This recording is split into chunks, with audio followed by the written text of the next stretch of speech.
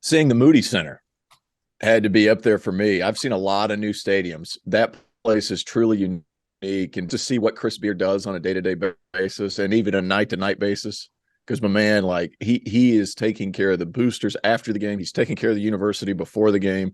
As impressive as the win was, to be able to see how Chris Beard really manages a program, he's truly a CEO. We've talked about Nick Saban being the CEO, Calipari being a CEO. Chris Beard, give it 2 years. I feel like Texas is going to be up there every season. Like how he treated the boosters, how he treated his players.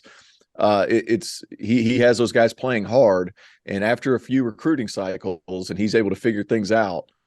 Like it's not just the players; it's everything that goes on around it. And I've said this before, but Texas, they feel like they could fix things by throwing $1 billion at it, and I'm not sure that's the case. Like Chris Beard has it figured out, like how to build a program and get the fan engagement and everything like that. So there's issues there as far as attendance is concerned, but like it was full that night. And to be able to get guys in there continuously, like I feel like that's on its way to Texas being an absolute madhouse and a seasonal contender for a national championship. Yeah, the one thing that Beard knows how to do is to invite that fan engagement and to get people to care about the program that he's building, right? He has this ability to connect with people on a level that goes beyond like he's the head basketball coach. Like it feels like he's your friend, right? When we were down there, he sent us to a restaurant. He was basically like, go here. These guys are going to take care of you. And we walked in, and the guy was like, hey, you're Beard's friends, right? He didn't call him coach. He didn't call him whatever. He's like, yeah, you're Beard's friends, right? So he has a way to kind of get the community behind the program. And one thing I think that we know about these kind of big state schools is even if they're a football school, if you get the basketball program going and make it so that going to basketball games is fun and an event, like those fans will show up. Like look at Auburn. Auburn was never a place that was had a crazy environment. And right. So we have CJ Frederick that does a podcast for us. And he basically said the craziest environment that they played at last year was when they went to Auburn. Right. We've seen it with Arkansas as something that's similar. Texas Tech, right? When Chris Beard was there, when that was never a home court advantage. And then all of a sudden you get there, you start winning a little bit, and the place becomes a madhouse, and it might be the most difficult place to play in the Big 12. And that's with environments sell. Yeah, environments sell. Like that arena, if it sits 20,000 people, but for basketball games, they're only going to see 10. What was it? 10-6. It was so it's 10,763, which is the official attendance. But there's some things that they've done that's really cool with it. One, they have a standing room only section for the students above one end of the court. And the other thing that they've done, they spent $4 million on these like projection screen sound barriers that come down and go over the upper bowl of seats. And so like you can get highlights played on there. You can get they have like all of these logos. It looks really cool, and it kind of tells you about Texas and the amount of money they had. That just like, we're gonna throw $4 million at this, whatever. I also think it's really smart for them. They could have sold out that building on the opening night against Gonzaga if they wanted to, but what Beard is basically doing is he's making it so that it's a hot ticket, right? Just think about simple economics, supply and demand. If you know it's going to be a crazy environment, if you know people are going to see it and be like, wow, that looks like an awesome experience, and there's only a certain number of tickets that you can buy, then you're going to be able to get more people interested and more people wanting to go. And that creates a little bit of buzz about it. It makes it be something where it's the cool thing to do when you're in Austin. It's the new thing to do when you're in Austin. And it creates, I do think it's important with college basketball. If you want to build make your home court a fortress, to be able to have like that intimate environment where everybody is on top of you and screaming at you, and it's so damn loud in there. It was, I think he's going to get that thing going. You know, I wasn't sure heading into the season, but fans, after seeing it in person, I feel very good about the fact that he's going to be able to get it going. Absolutely. And he's a Texas alum. He wears it on his sleeve. He's the perfect fit for Texas basketball. There's no better fit. And it's why Chris left Texas Tech, as hard as that was, and went to Texas. What I'm curious to see is, and I believe you, Terrence, what you said about this facility, Beard, the talent they can get, the resources they can pour in. It's all there, and now they have the right leader.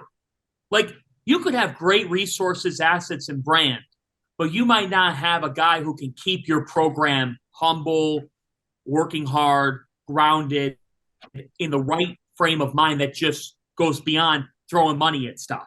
In college basketball in 2022, being a CEO is not enough. Just look at Lexington. Right. Which we'll get to. For me, guys, I'm curious to see if Texas takes off like a rocket and can be a national title contender. We talk about these incoming schools to the Big 12 and what Houston's going to add, what BYU's going to add, what Cincinnati's going to add, UCF. What happens to the SEC, which has already been climbing and climbing and climbing? The SEC looks really, really good. What happens if Texas is on a level that we think of with Elite Eight, Final Four? Arkansas is making the Elite Eight a norm. They've done it back-to-back years. Kentucky's going to be Kentucky. Auburn, Bruce Pearl's done an amazing job there. Add Chris Beard into the Southeastern Conference to come. And that, to me, adds a whole different edge potentially in the Southeastern Conference, a conference that I already like the trajectory of quite a bit. This is going to be a wild statement, but I have a feeling the way it's going to go, like I'm projecting Texas, Kentucky to be like the game. Like that is going to be the game in the SEC moving forward. Wow. Like think about those two mega states and the way Chris Beard has it going. Can I throw they're going to recruit the same kids because Kentucky's already dipping into Texas. They got Kason Wallace. Mm-hmm. Like they dip into to Texas. Damian Collins, he's also a Texas kid. Like they're going to be recruiting the same kids. They're going to be going at it every game. Rob pretty much took the words out of my mouth when it comes to like the way Texas is making it an intimate atmosphere. And I never understood these big cavernous arenas. Like, okay, fine, you seat 25,000 people, but if there's only 13 in there, it feels empty. So now you have 10 people packed in on top of each other, and it is an atmosphere. And that's what kids see. They don't see that, like, kids see the immediate. Kids see right in front of you. They don't care that they fit 30,000 people. They care that their people are there, and it's loud, and it's fun. And I'm telling you, I think Texas is going to be Texas, Kentucky at the top of the SEC for years to come. And obviously Arkansas is going to have their moments, and Auburn's going to have their moments, and Tennessee is going to have their moments, and Florida will be Florida. But I feel like those two, that as Chris gets it going, like Texas, Kentucky is going to be so much fun. Yeah, I mean, I don't know if it's going to be just those two. You know, exactly. Yeah, Texas, Arkansas would be so much fun. Yeah, Arkansas is going to, as long as Muss stays there, and I mean, he can kind of bounce around. But it doesn't generate the juice. National, like Arkansas, as good as they are, they don't generate the juice, or else I think they do, fun. and they will once they be featured a little more. bit better. But since when it's Texas basketball, how are they going to generate the juice? Like Chris Beard. That's how they're going to. Sure, well, Eric like Musselman. Bruce, yeah, Eric but Musselman. Eric Musselman's got probably more of a presence than Beard does on some SEC network in basketball season might as well be the Kentucky network. Texas has their own network. Like you're going to have serious. I mean, there's going to be major play for that game. Yeah, I mean, I get what you're saying, and you're right. That's going to be an awesome. Hopefully, that'll end up being a great rivalry moving forward. But like, let's not act like Auburn hasn't been to a recent Final Four and won 2 SEC titles in the last 5 years. You know, Auburn would trade Auburn. They still has it going for and sure, and so they would Texas. trade everything for a good football team. You don't think Texas would too?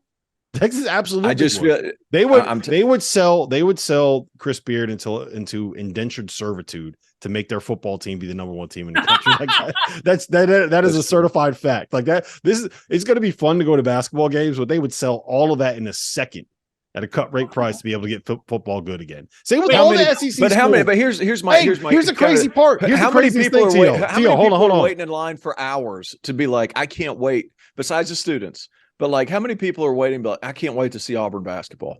Think about how many people are like, man, a lot. They keep out but it's Auburn. It's not even the State School of Alabama. Yeah, but they keep out overnight. But I get what you're saying. I get what you're saying. Doster. Let me finish. So like, if Texas has that whole state of Texas is massive. Texas, like for them to be able to get it where it's going to go. Like, and it'd be the fit, like that massive state, and then Kentucky with all their tradition. Like, it is going to be something different. Like, people don't just turn on the TV and like look for an Auburn basketball game. And I'm talking about the general fan. People know who Texas is. People know who Kentucky is. Like the basic fan base, like the basic, I don't have an allegiance. I went to Morehead State or something like that. I'm going to watch Kentucky. I go to Tarleton State. I'm going to watch Texas.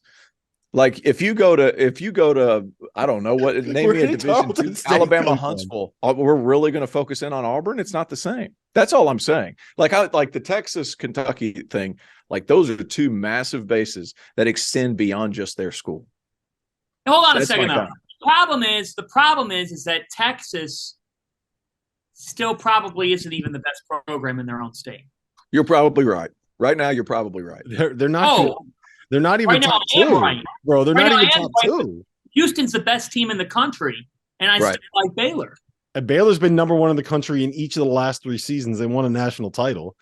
T.O.'s coming with the hot takes. I love it, man. It's spicy. He gets to the bottom. It's hard, but it's hardly a hot. Just from a pure following standpoint. No, I get what you're saying. Trust me, I get what you're saying. But in the SEC, where Tennessee is always going to be in the mix when they have Rick Barnes, where Auburn, where Bruce has that thing going right now, right? Where Alabama under Nate Oates is always going to be at least relevant enough. The teams that I feel bad. Like, you won't say Kentucky. You won't say Kentucky because you got takes on Kentucky. You're not bringing up Kentucky. No. Like I'm just saying, like it's not going to be just those two. Kentucky's they'll be good. Anyway, listen, we have some overreactions that we have to get to. And I think starting.